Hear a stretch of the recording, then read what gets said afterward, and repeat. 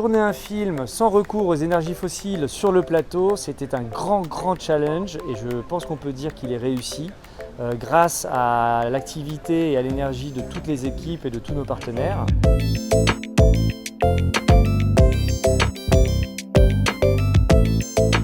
Depuis 5 ans, on essaye de faire des éco-tournages, des tournages responsables chez Bonne Pioche, depuis le précédent film de Nicolas Vanier que nous avions fait ensemble. L'évolution qu'on a connue et qui nous amène aujourd'hui en 2023 à faire des éco-tournages beaucoup plus poussés, c'est vraiment d'embarquer tous les départements du film. On n'a pas arrêté de faire face à des challenges. On s'est dit, chouette, on a trouvé 30 véhicules électriques, c'est gagné. Non, ce n'est pas gagné, il fallait pouvoir les recharger. Il fallait trouver des solutions technologiques de recharge. Une fois qu'on les avait trouvées, on s'est dit, chouette, c'est gagné. Non, il fallait des équipes présentes aussi pour pouvoir s'occuper et gérer ça au quotidien et expliquer comment le faire.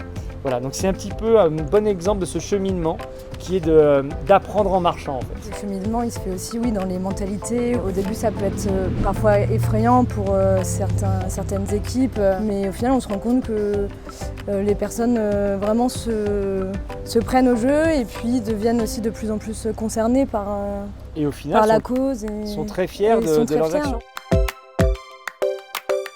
Un éco-tournage, au départ, c'est plus de dépenses. C'est plus de dépenses d'abord en énergie et en temps de bande passante de chacun des membres de l'équipe. Et ensuite, c'est plus de dépenses dans les solutions technologiques ou locales que l'on peut trouver. En général, on arrive à monter des partenariats et économiquement, on va s'y retrouver. Et on va faire des économies aussi, évidemment, sur les consommations d'hydrocarbures. Mais je dirais qu'économiquement, c'est surtout potentiellement la possibilité d'agréger un certain nombre d'acteurs et de partenaires qui vont accompagner notre démarche éco-responsable en finançant une partie de l'aspect éco-tournage.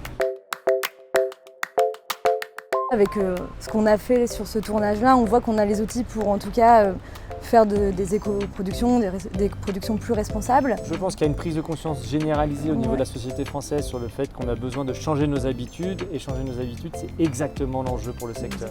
Et le CNC avec son plan action va y participer énormément parce que ça va devenir de plus en plus contraignant, donc ceux qui n'y sont pas prêts vont devoir rattraper le train de toute façon. Et en faisant leur bilan carbone, ça va vraiment ouvrir des yeux et sensibiliser.